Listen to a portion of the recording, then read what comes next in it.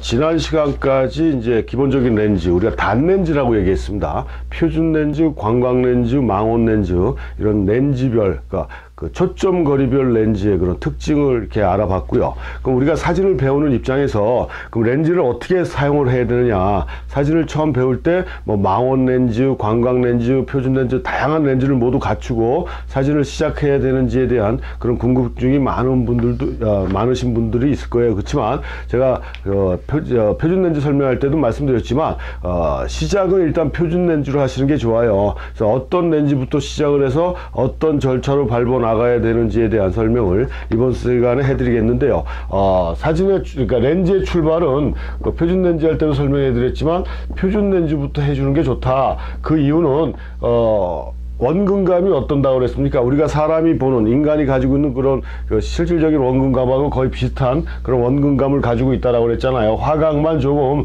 인간의 눈의 화각하고 좀 틀리게 좀 좁다고 그랬지만 원근감은 표준 렌즈가 가장 일반적인 원근감을 가지고 있고 전천후 렌즈라고 그랬잖아요. 전천후 렌즈. 이 전천후 렌즈라는 게 뭐라고 그랬습니까?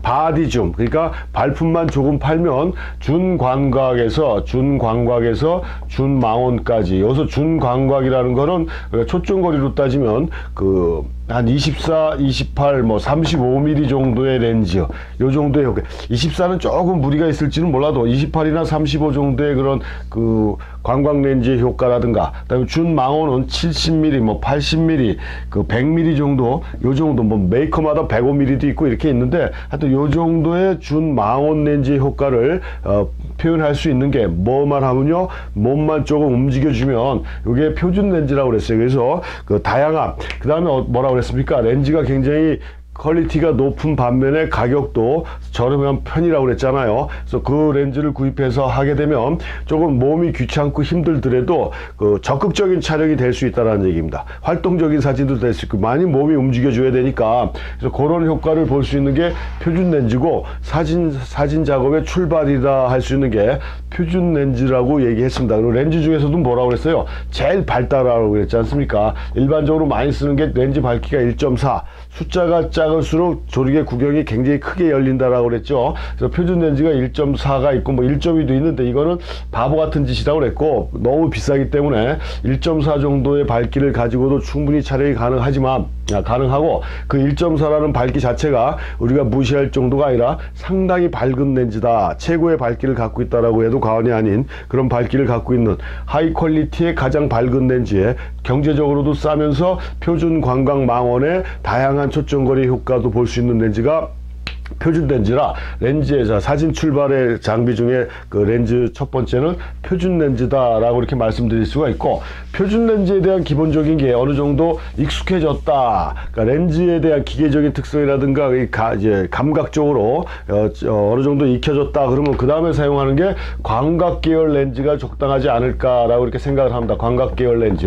이 이유는 다른 건 없어요. 일단 화각이 넓죠. 화각이 넓다. 그리고 사진의 대상이 어떻게 나온다고 그랬습니까? 작게 나온다고 그랬어요. 작게. 그러니까 화각이 넓게 찍히는 반면에 주 대상이 작게 묘사가 되다 보니까 이 주 대상을 제가 지난 시간까지도 계속 다른 강의 때마다도 강조했지만 적극적인 촬영을 해줘야 된다고 그랬고, 로버트 카파가 뭐라고 그랬다고 그랬어요? 네 사진이 마음에 안 들면 지금의 위치에서 더 들어가라 라고 얘기했다라고 했지 않습니까? 그러니까 불필요한 요소, 앤젤 아담스는 뭐라고 그랬어요? 단순함이 강한 것이다 라고 해서 불필요한 요소가 화면에 들어가는 거는 사진을 더 안 좋게 만든다, 필요한 부분만 화면에 꽉 차게 해야 된다 라고 얘기를 했어요. 그런 거에 따지다 보면 대상이 작고 주변에 다른 여러 가지들도 많이 나오니까 더 안으로 들어가야 된다는 소리예요. 대상에 어떤 게 강조가 돼요? 접근성, 대담성. 그러니까 사진을 처음 배우시는 분들은 이렇게 대담하게 가깝게 가서 적극적으로 촬영하는 그런 훈련이 더더욱 필요하기 때문에 그런 효과적인 훈련을 배울 수 있는 게 일반적으로 관광 렌즈 계열이다. 그 다음에 또 심도가 깊다라고 했지 않습니까? 관광 렌즈가 심도가 깊다라는 얘기는 초점, 요즘 오토포커스이기 때문에 크게 문제는 되지는 않더라도 오토포커스도 다양한 문제를 갖고 있다라고 그랬어요. 초점 안 맞춰지는 거라든가, 내가 원하는 곳에 안 맞고 다른 곳에 맞춘다든가, 기능적으로 보완할 수 있는 방법은 있지만, 일단 수동으로 봤을 때 초점 심도가 깊다라는 얘기는 조르기를 소리를 줄이고 초점을 대충 맞추더라도 화면에 초점이 나가는 경우를 방지해 줄 수가 있다. 그러니까 급하게 빨리 찍는 사진에서도 초점을 맞추면서 촬영할 수 있는 그런 렌즈가 광각 렌즈다라는 점에서 사진 초보자들이 표준 렌즈 다음에 써야 될 그런 렌즈로 선택을 해달라 그러면 저는 광각 렌즈를 서슴없이 선택을 해드립니다. 그래서 또 화각이 넓고 그 다음에 주변부 화상 망곡 현상이라고 해갖고 약간 좀 저렴한 렌즈들이라든가 뭐 일반적으로 광각 렌즈의 특징이 주변부가 주변부가 휘어지는 그런 현상도 있어서 그런 휘어지는 현상에 대한 그런 왜곡되는 느낌에 대한 감정도 또 알아볼 수도 있고요. 또 그걸 표현하지 않기 위해서는 대상을 중앙에다 놓고 가까이 들어가는 그런 연습이 또 가능하기 때문에 이런 광각 렌즈가 초보자들한테는 훨씬 더 훈련적인 면에서 훈련적이고 사진 표현적인 효과면이 아니라 사진을 훈련하는 면에서 장비하고 자기하고 그 익숙해지는 그 과정상에서는 광각 렌즈가 두 번째로 사용해 줘야 될 만한 그런 렌즈다라고 이렇게 말씀드릴 수가 있고, 뭐 렌즈에서도 말씀드렸지만 일반적인 광각 렌즈는 24, 28, 35mm인데 35mm는 뭐 광각이라고 하기에는 좀 애매한, 그러니까 어중간한 각을 갖고 있지만 왜곡 현상은 또 없어요. 표준에서 조금 화각이 넓어진 것이다 이렇게 볼 수가 있고, 우리 디지털 카메라에서 크롭바디라고 그랬잖아요. 이미지 센서가 좀 작은 크롭바디 같은 경우에 35mm가 표준 렌즈의 역할도 해줄 수 있는 그런 화각이라고 그랬습니다. 아무튼 이 정도의 렌즈를 우리가 광각 렌즈라고, 여기서 좀 더 들어간다 하면 20mm까지 광각 렌즈라고 볼 수가 있는데, 이런 렌즈들은 우리가 좀 더 사진을 배우는 데 있어서 대담성과 접근성을 키울 수 있는 그런 화각의 렌즈들이다. 그러니까 초점거리가 짧아질수록 뭐가 심해지다고 그랬어요. 원근감이 더 과장되고 그 다음에 주변부의 왜곡이 좀 더 심해지는 그 경우도 있지만, 그런 거를 개선한 그런 특수한 좋은 렌즈들도 있지만 일반적인 렌즈 상태에서는 그렇다는 얘기입니다. 이게 이제 두 번째로 사용해 줘야 될 렌즈고, 그러면 세 번째로는 무슨 렌즈를 사용하냐 하면은 지난 시간까지 배운 마지막 단렌즈에서 배운 망원 렌즈. 망원 렌즈는 망원 렌즈 강의할 때도 설명해 드렸죠.